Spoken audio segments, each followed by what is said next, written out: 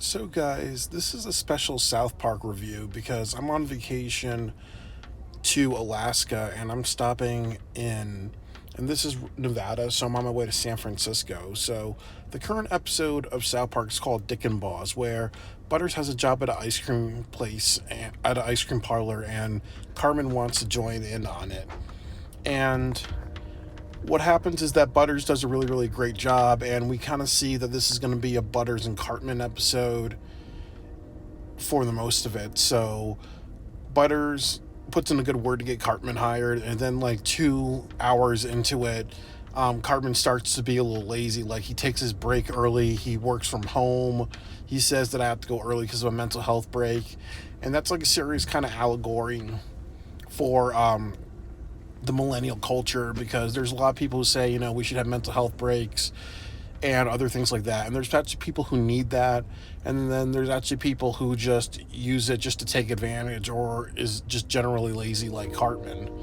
So, because Cartman is intelligent and Cartman usually gets screwed over by his own intelligence because he doesn't think things through, what happens is that he tells Butters that he wants to open his own business because he's like, since the manager of the ice cream parlor is sitting on his ass doing nothing and he's also the owner and they kind of just have the business, they kind of just know how to work as workers, why not open your own place? So Cartman just gets money and he opens a restaurant called DikinBaus where he turns like the hot dog house that he lives in. Because for those who don't know, what happened to Cartman is that his mom got into real estate because they needed extra money, and then what happened was Cartman just didn't want her to leave and leave him to take care of himself, like go home, make sandwiches, cook, and whatever. That they actually had to move into a hot dog house because he did whatever he could to sabotage her. And now Cartman is like, you know what? Well, I can also use this Dick and Boss business that they're creating, and they're funding with the money from Butters to create his own like fantasy house. Like he has like a mermaid grotto, he has a water slide, and he also encourages the construction people to and contracted workers that, oh well, if it's too much work, we'll leave work early. We're gonna call it, just lazy Wednesday or whatever like that. So, Butters gets screwed during the entire episode. It's he doesn't have a paycheck. He has zero balance. He's working extra hours, and also another thing that's talked about is how like the child labor laws are kind of violated because the child labor laws are kind of violated because Butters, because you can't hire 9-year-olds, and that's their age group. But also too, I think that if you're a kid in the United States, you're not supposed to work more than 20 hours. So maybe what that's an allegory to, like how there's some millennials who play video games all day for money, and if their parents are okay with it, then they make money. But there may be YouTubers who do that, and they're a YouTube talent, they're creating content or they're doing live streams, and they're technically kids making an income. So technically they're kids making money by violating child labor laws.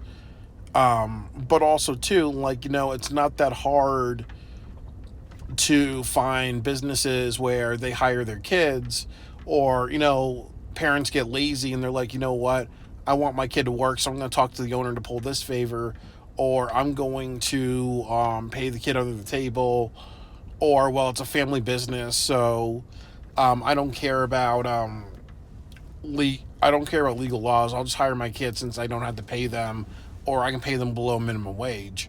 So it could be an allusion to that. But I really think that the big thing that happens in this episode is that Butters allows himself to get taken advantage of. And I think that as we've seen through his character development, he went from being naive to just, okay, well, now I screwed myself, but now I gotta solve my problem because I allowed Cartman to screw me. So later in the episode, Butters is able to take the Dick and Balls business, open it, and be a one-man employee. an owner and then actually be able to sell it. And he made so much money off of it that, what happens is that, the mayor and other people in town are saying, Eric, you're a hero, because they think that it's Eric's idea, because Eric Cartman really just like puts himself in the front of it. And when Butters is doing the actual work, and that's true about workplaces. Like, I remember when I used to work out of college, we shoveled snow during the worst blizzard that ever happened in Hamden in over 100 years. But our boss's boss, this old fat guy who just did nothing all day. He got credit for putting us to work, and then also too that he would do something like, this is a state job, and I have no problem saying this, that he would kind of sit down and have breakfast with us at the diner when you're not supposed to do that. So that way, the state of Connecticut is paying for his breakfast when he's not really an employee in our union. It's just a way for him to say, what, I want to quote unquote just work with the guys. And he would do things like, okay, if we're going to cut down, we're going to do things like, what, we're spending too much money at the diner, budget cuts, so everybody bring their own like bag lunch or whatever, or let's all go to the cafeteria since it's all it's all like, free, since it's all free and whatever. So he did a lot of that, but it was a typical example of how there are people who there are the Cartmans of the world that will take credit for like the hard workers, and they're not there to help out. They're there to kind of screw people over.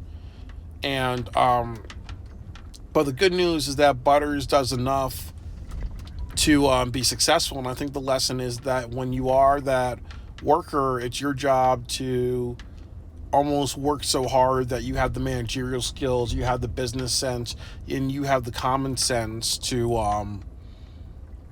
have the upper edge. It's just like they say in The Art of War that, if you are always nice, you're easily conquered. If you're kind and mean, you are never conquered. But if you're like a maestro, and you get skilled in every single area, and you just know the games that people play, what happens is that usually you get screwed, but then you learn from being screwed not to get screwed again. Like that's definitely been my career in filmmaking, and that's also kind of been a lot of other things in my life. The education's out there to make sure you don't get taken advantage of.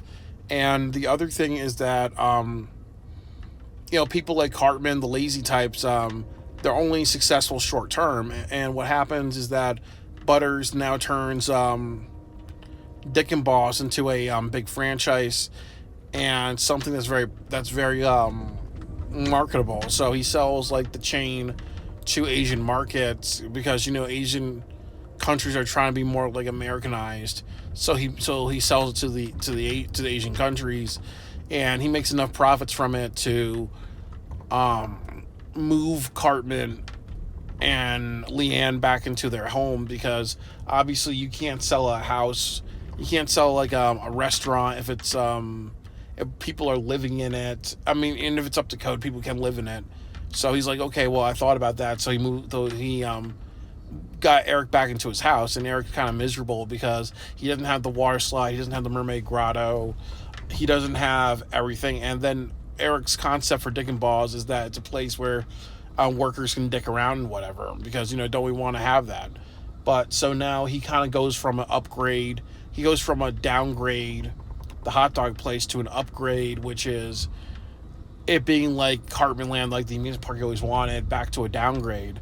And I think what I like at the end is that his mom kind of just like brings him upstairs and says, here's your room and whatever. And Cartman's crying and whatever, and she ignores him, because I think that she kind of knows that this type of, going from high to low, rags to riches to rags, because Cartman doesn't deserve the riches, he deserves the rags, is what he deserves. So Cartman's miserable, Butters is successful, and then Butters gets the credit and all that. So, Cartman ultimately pays for his behavior. So like they say, this is a classic Cartman episode and a Butters episode. But I think that it's a message for a lot of people that no matter what you're in time, yes, there will always be workers and workers and business owners that take advantage to make themselves successful. Either managers who will break the laws that they want to break because other people don't know about it, or workers that will say, okay, we should have these rights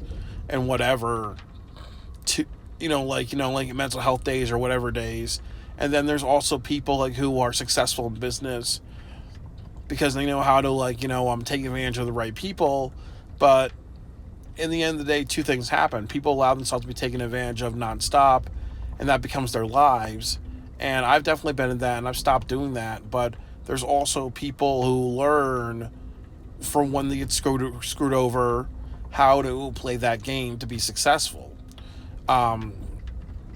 Example in my life, when I used to work at a college, and this is a bad thing, you shouldn't do what I did, is that when I used to work at a college, I used to work the night shift. I did a great job, and then what happened was that this is Southern Connecticut State University. I'm just going to publicly shame them. Is what happened was I had a coworker on third shift who would come to work drunk, messed up on drugs. He would just expose himself, pee by dumpsters. One time he almost assaulted me, and I was told that I need to kind of just not report anything because people can easily spread rumors about me when all these things are true. So I went on to the second shift because that was like the lazy shift, and I was there for like 6 or 7 years just not really doing anything, and I kind of felt kind of happy that I got away with not doing a lot of work for like 7 years, being paid. Imagine like 7 years of not really doing any work. It's kind of like a treat, because I was kind of like, you know what, since you guys are going to screw me over and make me do the work of somebody that should not be here, and the union's going to protect somebody who's an alcoholic and dangerous, why not? I should lower my standards as well. I shouldn't be hired to do the work of people who don't do their jobs, and the union shouldn't protect people who should not be protecting people like that when they do. It's workplace politics. But I learned also too that I work at a different job now, and there are some things that I gotta learn to be successful. Maybe work harder to save my money, invest in the stock market, work hard to advance myself, work hard to just keep moving forward and whatever, or find the jobs where it's more pay, less work. So it's definitely an episode about just how we're very unethical in the workplace, and unfortunately what happens in the American workplace, and this is true about other countries, is it's all about taking advantage of people. You take advantage of the workers to make sure you get a good profit. You take advantage of people to get all the credit that you can so you look good, and then also you take advantage to make sure you get a good profit and whatever. But ultimately, when you are one of the people that work hard and you have a lot of morals and you get screwed, you have to change things around to make sure, you are not the person that gets screwed over. And it's completely on you. And if you don't know what to do, you have to get the education, and the education is out there. When I worked at a job called Conway years and years ago, same situation. I was bullied. The job was robbed by its own security guards. There was sexual discrimination. If you were a woman, you got vacation time and the jobs that gave you bonuses. If you were a man, you got all the overtime, and you were easily fired because you didn't have good TNA that the boss liked. But when I left that job, I wrote so many nasty reviews, and they were all honest and truthful, and my manager didn't last that long. But what I learned is that I wish I left that job sooner. I wish I kind of educated myself on how to find better jobs.